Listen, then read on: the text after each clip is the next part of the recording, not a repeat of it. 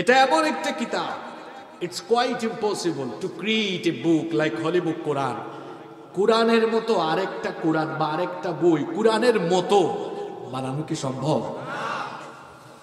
যেই যুগে নবীজির কাছে কোরআন নাজিল হয়েছে সেই যুগের কাফির মুশরিকরা বলতো এটা আসলে আল্লাহর বাণী নয়, এটা মুহাম্মদ পড়েন আমার সঙ্গে সাল্লাল্লাহু আলাইহি ওয়াসাল্লাম সেটা নিজে নিজে রচনা করে নিজে নিজে এটা বানিয়ে আমাদেরকে বলে আমাদের সাথে প্রতারণা করে। নাউজুবিল্লাহ।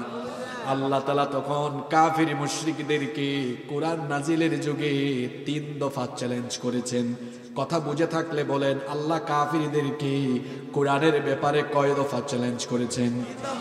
প্রথম দফায় আল্লাহ বলছেন قُلْ لَئِنِ اجْتَمَعَتِ الْإِنسُ وَالْجِنُّ عَلَىٰ أَن قُلْ لَئِنِ اجْتَمَعَتِ الْإِنسُ وَالْجِنُّ عَلَىٰ أَن يَأْتُوا بِمِثْلِ هَٰذَا الْقُرْآنِ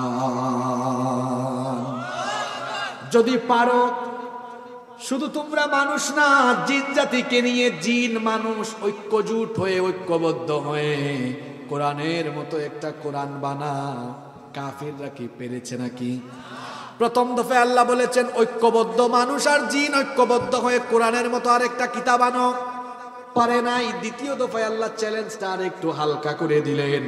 আল্লাহ তাআলা বললেন কোরআনের মতো কোরআন লাগবে না। أم يقولون افتراه قل فأتوا بعشر ثوار مثله مفتريات আল্লাহ বললেন কোরআনে তো 114টা সূরা আছে, 114টাও লাগবে না। কোরআনের 10টা সূরার মতো 10টা সূরা বানায় নিয়ে আসো। প্রথমে আল্লাহ বললেন কোরআনের মতো কোরআন বানাও। দ্বিতীয় দফায় আল্লাহ বললেন কোরআনের 10টা সূরার মতো 10টা সূরা। কাফিররা কি পেরেছে নাকি? এরপরে আল্লাহ বললেন ফাইনালি লাস্ট স্টেপে আমি চ্যালেঞ্জ দিলাম, কোরআনের মতো কোরআন বলেছিলাম পারো নাই, 10টা সূরার মতো বলেছিলাম 10টা সূরাও আনতে পারো নাই। এবার ফাইনালি তৃতীয় দফায় চ্যালেঞ্জ করলাম ওয়া ইন কুনতুম ফি রাইবিম মিম্মা নাযালনা আলা আবদিনা فأتوا بسورة من مثله وادعوا شهداءكم من دون الله إن كنتم صادقين। তোমরা যদি সন্দেহ পোষণ করো আমি আমার বান্দার উপরে যা নাজিল করেছি এই ব্যাপারে যদি সন্দেহ করো, তো শেষ দফায় বলছি কোরআনের একটা সূরার মতো পারলে একটা সূরা নিয়ে আসো।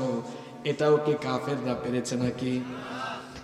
অবশেষে আল্লাহ বলেছিলেন আচ্ছা দেখি তো একটা আয়াতের মতো পারো নাকি। একটা আয়াতের মতো তারা পারে নাই। যেমন সূরা কাউসার যখন নাজিল হয়েছে, সূরা কাউসারের প্রথম 2টা আয়াত ইন্না আতাইনাকাল কাউসার ফাসাল্লি লিরাব্বিকা ওয়ানহার, এই 2টা আয়াতকে কাবা শরীফের দেয়ালের মধ্যে ঝুলাইয়া দেওয়া হলো, লাগিয়ে দেওয়া হলো। বলা হলো কাফিররা তোমরা যারা বলো আমাদের নবীজি কোরআন নিজে নিজে বানান, তো ঠিক আছে কোরআন যদি মানুষ বানাতে সক্ষম হয়, সূরা কাউসারের 2টা আয়াত নাজিল হয়েছে, তোরা সব কাফিররা মিলে পারলে 3 নাম্বার আয়াতটা নিজেরা বানা, পারবে? সব কাফিররা একজোট হয়ে গিয়েছে। সেই যুগের আন্তর্জাতিক খ্যাতি সম্পন্ন কবি ছিলেন লাবিদ বিন রাবিআ। গিয়ে বললেন লাবিদ তুমি হচ্ছ বর্তমান দুনিয়ার সবচেয়ে খ্যাতিমান কবি, আমাদের বিশ্বাস তুমি এই কাজে সাকসেসফুল হবে, একটু পাপ দিচ্ছে আর কি, তুমি একটু একটা আয়াত বানাও, নিজে বানায়া আমাদের মানিজ্যত বাঁচাও, ওই 2 আয়াতের নিচে ওইটা নিয়ে লাগায় দিব। লাবিদ বিন রাবিআ দীর্ঘদিন ধরে চেষ্টা করলেন কিন্তু তিনি পারেন না, কারণ আল্লাহর কালামের মতো এই রকম কোনো কিছু দুনিয়ার মানুষ কি বানাতে সক্ষম নাকি? আরো জোরে বলেন। অবশেষে লাবিদ ইজ্জত বাঁচানোর জন্য একটা আয়াত তিনি নিজে বানালেন। ওই আয়াত দিয়েই তিনি তার ব্যর্থতার পরিচয় দিলেন। ছন্দের দিক দিয়ে মিললেও অর্থের কোনো মিল আর হলো না। তিনি ওই 2টা আয়াতের নিচে নিয়ে লাগালেন লাইসা হাযা মিন কালামিল বাশার, ছন্দ মিলে গেছে। ইন্না আতাইনাকাল কাউসার ফাসাল্লি লিরাব্বিকা ওয়ানহার, লাইসা হাযা মিন কালামিল বাশার। ছন্দের মিল হলেও অর্থ হইছে ঘোড়ার ডিম।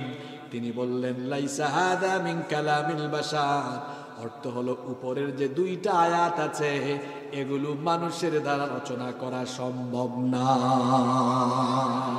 আল্লাহু আকবার বলা যাবে না? তাহলে বলেন তো কোরআনের মতো কোরআন কি দুনিয়ার মানুষ বানাতে পারবে নাকি? এই কোরআনটা কার?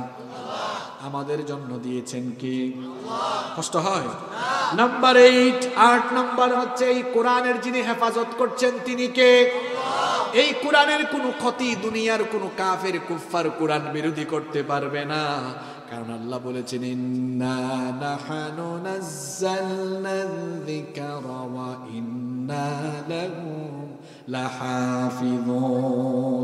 এই কোরআন নাজিল করেছি আমি, আর এই কোরআনের হেফাজতের দায়িত্ব যিনি নিয়েছেন, গলার আওয়াজ বড় করে বলেন তিনি কি?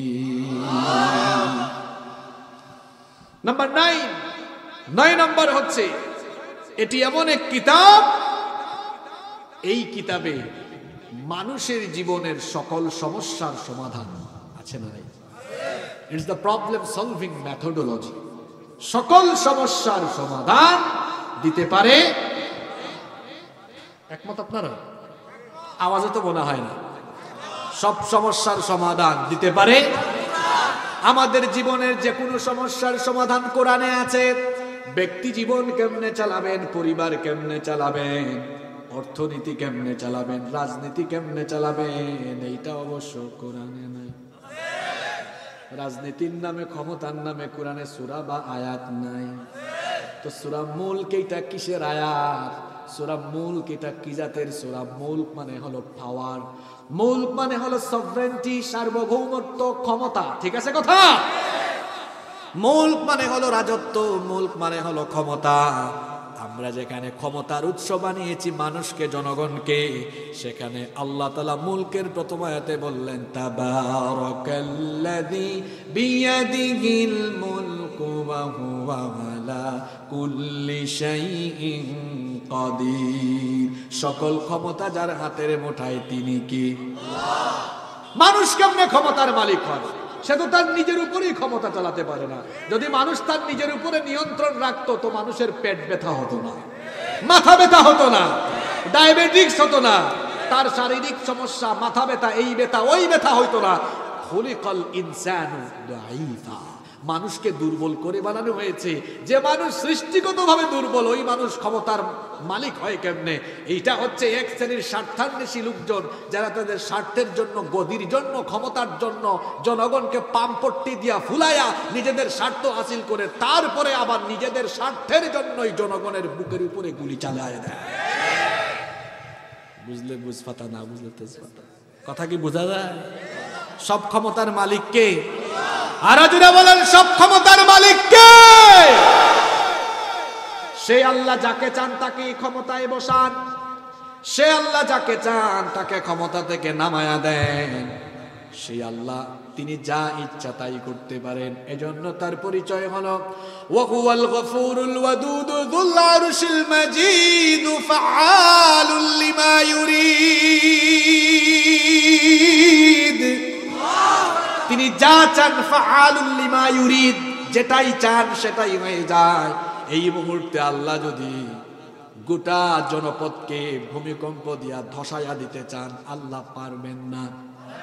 তা আপনি কেমনে ক্ষমতার মালিক হন? আপনি তো নিজের ঘরের ভেতরেই সেফ না। রাতের বেলা ঘুমালেই ঘূর্ণিঝড় কিংবা ভূমিকম্পে আপনি শেষ হয়ে যেতে পারেন। তো আপনি কেমনে ক্ষমতার মালিক? বরং সকল ক্ষমতার মালিক হবেন তিনি, সার্বভৌমত্বের মালিক যিনি। আর সার্বভৌমত্বের মালিক যিনি, একজন চুপ থাকবেন না, সবাই বলেন তিনি কি? সে আল্লাহ যাকে চান ক্ষমতায় বসায়া দেন। ইউসুফ নবীকে তার 10 ভাইরা ষড়যন্ত্র করে কুয়ায় ফেলে দিল। লম্বা ঘটনা। আল্লাহ তাআলা কুদরতি ব্যবস্থাপনায় সেখান থেকে উঠালেন, একটা কাফেলার মাধ্যমে সেখান থেকে উঠায়া আজিজে মিশরের ঘরে, সেখান থেকে জেলখানা, জেলখানা থেকে এবার তাকে মিশরের মসনদে যিনি বসায়া দিলেন তিনি কি? আবার আল্লাহ যাকে চান তাকে ঠপাস করে নামায়া দিতে পারেন। আমাদের অবস্থা হলো এমন, যে যখন বসে যায় চেয়ারে, উঠে যায় তখন গিয়ারে। এই যে দেখেন, এই যে চেয়ার, এই চেয়ারে আজকে সন্ধ্যার পর থেকে লোক বসেছে একজন নাকি কয়েকজন? চেয়ার কিন্তু চেয়ারে, যে হুজুর যখন উঠছে গিয়ার কিন্তু বেশি ছিল, সবাই কথা বলছে, আমিও কথা বলছি, তবে হুজুরদের গিয়ার ঠিক আছে, কারণ হুজুররা এই চেয়ারে বসে যে গিয়ার উঠিয়েছে, সেই গিয়ার হলো কোরআনের পক্ষে, হাদিসের পক্ষে, ইসলামের পক্ষে, আল্লাহর পক্ষে, রসুলের পক্ষে, ঠিক কিনা? কিন্তু কিছু কিছু মানুষ তো আছে বিভিন্ন চেয়ারে বসে জুসের ঠেলায় হুশ হারায়া ফেলে, আলেমদেরকে মৌলবাদী বলে, জঙ্গিবাদী বলে, চোর বাটপাটদেরকে কাছে রাখে, আলেমদেরকে জেলখানায় রাখে। চেয়ারে বসলে মাথা ঠিক থাকে না, হুশ ঠিক থাকে না। আহারে, তখন দেখা যায় নিরপরাধীকে অপরাধী বানায় ফাঁসি দেওয়া হয়, আর অপরাধী গুলাকে জামিন দিয়া বাইরে বের করে দেওয়া হয়। যখন ক্ষমতা পায়, হুশ থাকে না, মনে করে আহারে সবই তো আমার হাতের নাগালে। কিন্তু আল্লাহ যেখানে বসিয়েছেন সেখান থেকে জুতার বাড়ি খাওয়াইয়াও আল্লাহ নামায়া দিতে পারে।